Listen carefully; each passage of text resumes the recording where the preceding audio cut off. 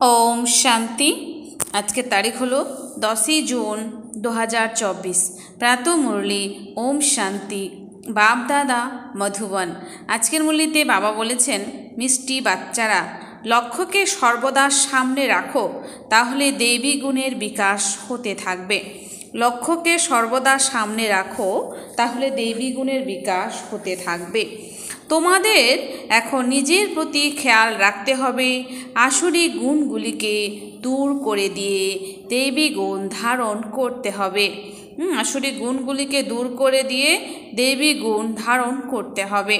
প্রশ্ন, আয়ুষ্মান ভবের বরদান প্রাপ্ত হওয়া সত্ত্বেও আয়ু বৃদ্ধির জন্য কোন পরিশ্রম করতে হবে?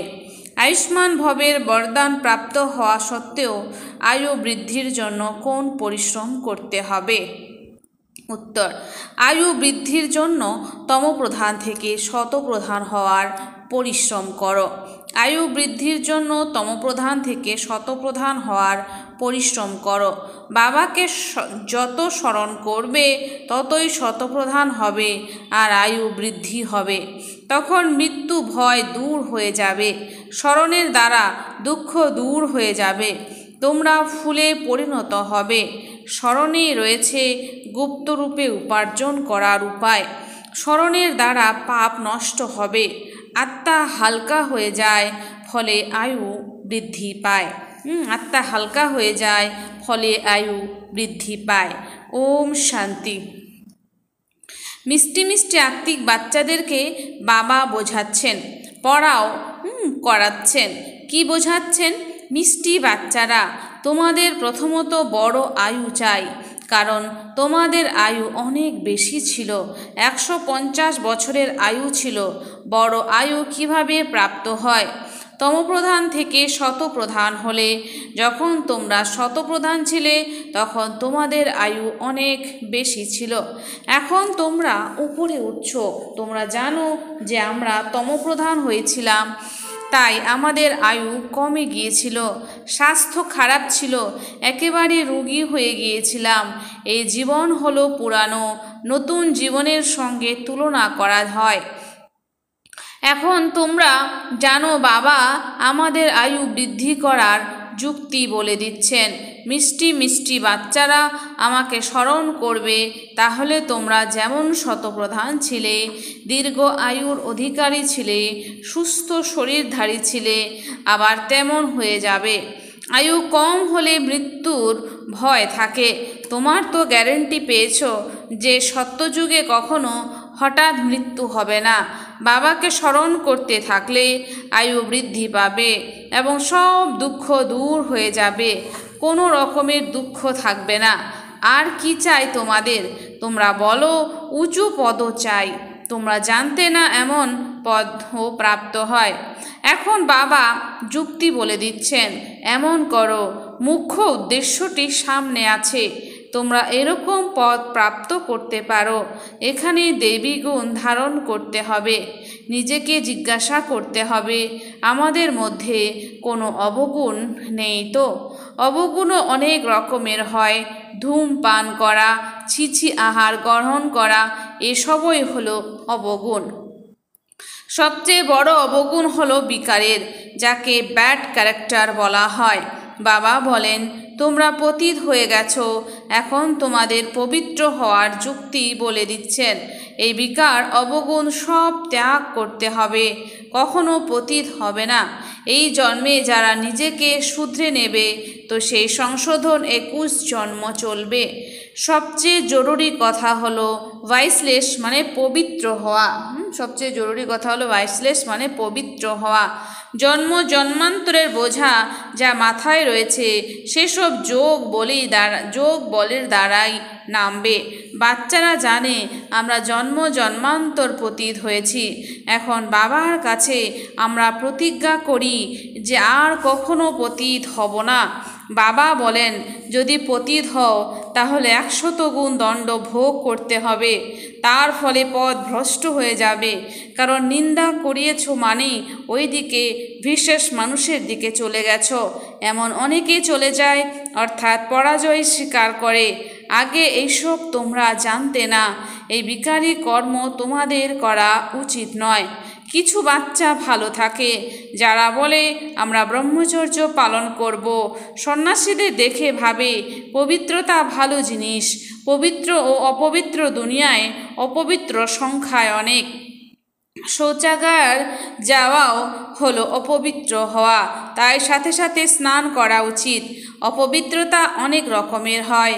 কাউকে দুঃখ দেওয়া, লড়াই ঝগড়া করাও হলো অপবিত্র কর্তব্য।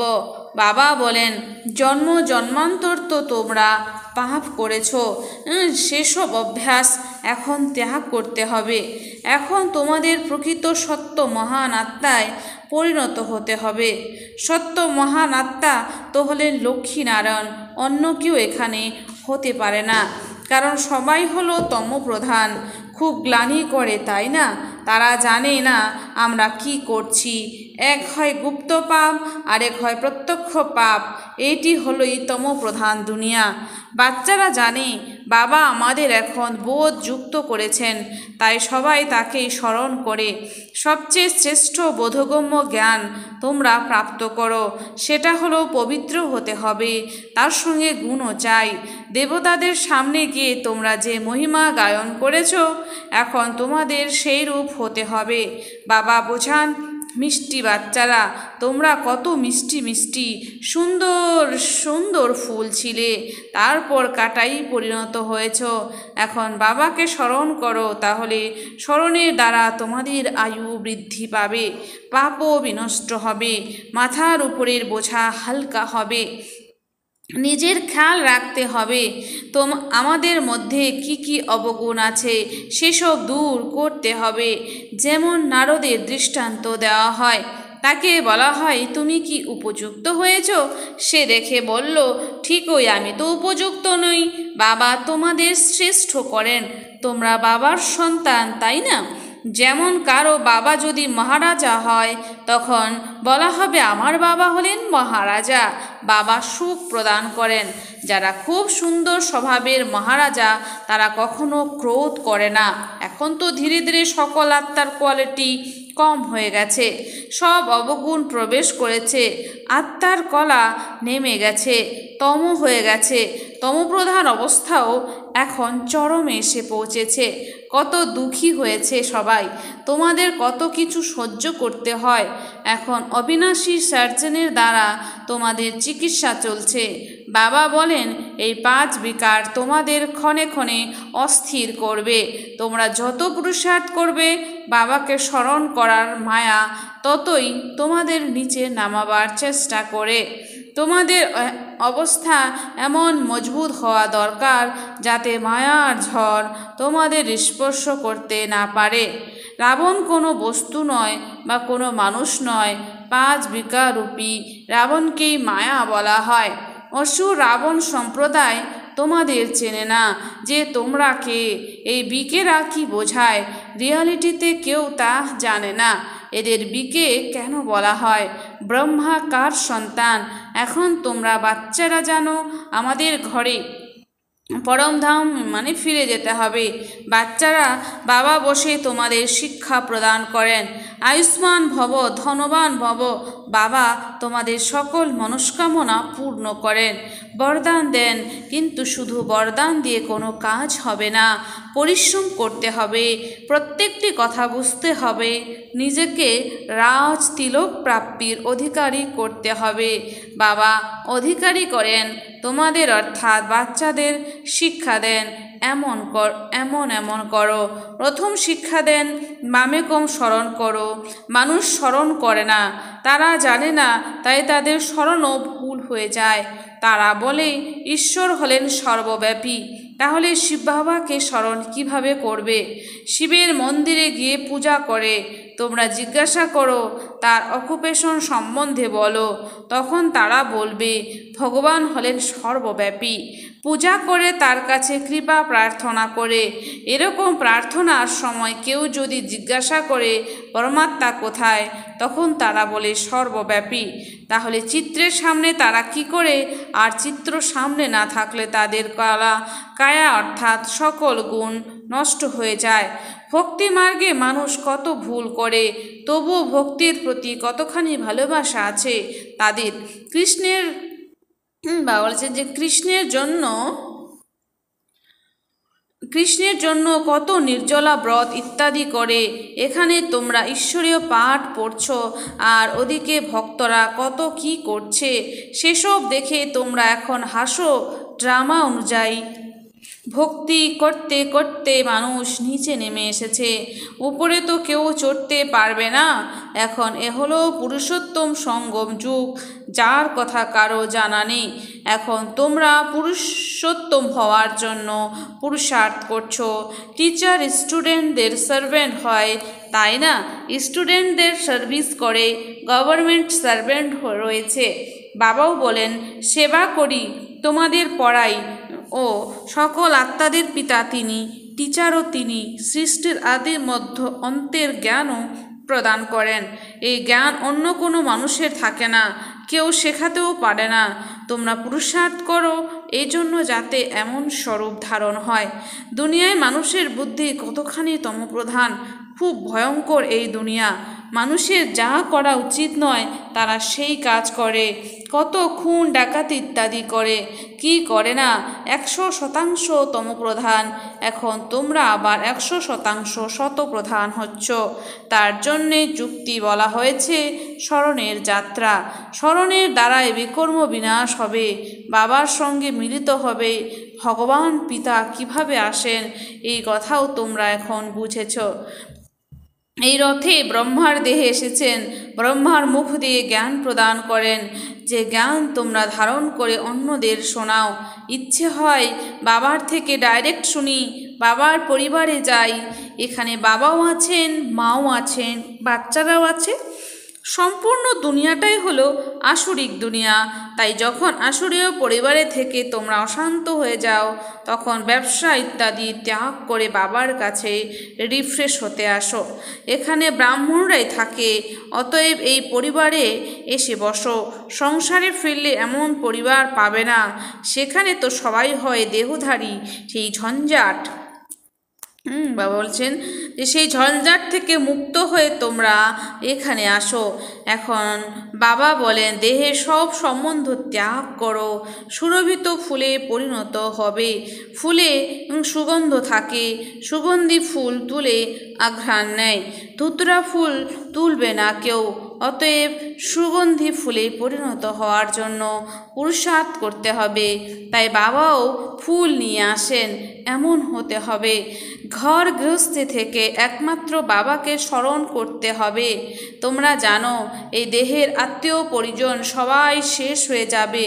তোমরা এখানে গুপ্ত রূপে উপার্জন করছো, তোমাদের শরীর ত্যাগ করতে হবে। উপার্জন জমা করে খুব খুশির অনুভূতিতে হাসি মুখে শরীর ত্যাগ করতে হবে। ঘুরতে ফিরতে এক বাবার স্মরণে থাকো, তাহলে তোমাদের কখনো ক্লান্তি অনুভব হবে না। বাবার স্মরণে অশরীরী হয়ে যত খুশি পরিক্রমা করো, এখানে থেকে নিচে আবুরোড চলে যাও, তবুও ক্লান্ত হবে না। পাপ বিনষ্ট হবে, হালকা হয়ে যাবে। বাচ্চারা তোমাদের যে কতখানি লাভ হয় অন্যরা কেউ তা জানতে পারে না। সম্পূর্ণ দুনিয়ার মানুষ প্রার্থনা করে পতিত পাবন এসে পবিত্র করুন, তাহলে তাদের মহাত্মা কিভাবে বলা হবে? পতিতদের সামনে মাথা নোয়াতে হয় কি? পাবন অর্থাৎ পবিত্রের সামনে মাথা নোয়াতে হয়। কুমারী কন্যাদের দৃষ্টান্ত দেওয়া হয়, যখন বিকারগ্রস্ত হয় তখন সবার সামনে মাথা নিচু করে এবং ঈশ্বরের প্রতি আহ্বান করে, হে পতিত পাবন এসো। আরে পতিত হও কেন যদি ডাকতেই হয়? সবার শরীর তো বিকার দ্বারা নির্মিত, তাই না? কারণ এ হলো রাবণ রাজ্য। এখন তোমরা রাবণের হাত থেকে মুক্ত হয়ে এসেছ, একেই বলা হয় পুরুষোত্তম সঙ্গম যুগ। এখন তোমরা পুরুষার্থ করছো রাম রাজ্যে যাওয়ার জন্য। সত্যযুগ হলো রাম রাজ্য। শুধু ত্রেতাতে রাম রাজ্য বললে সূর্যবংশী লক্ষ্মীনারায়ণের রাজ্য কোথায় গেল? অতএব এইসব জ্ঞান এখন তোমরা বাচ্চারা প্রাপ্ত করছো।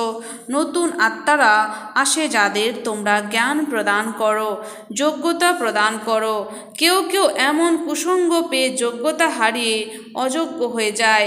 বাবা পবিত্র করেন, অতএব এখন পতিত হওয়ার প্রয়োজন নেই।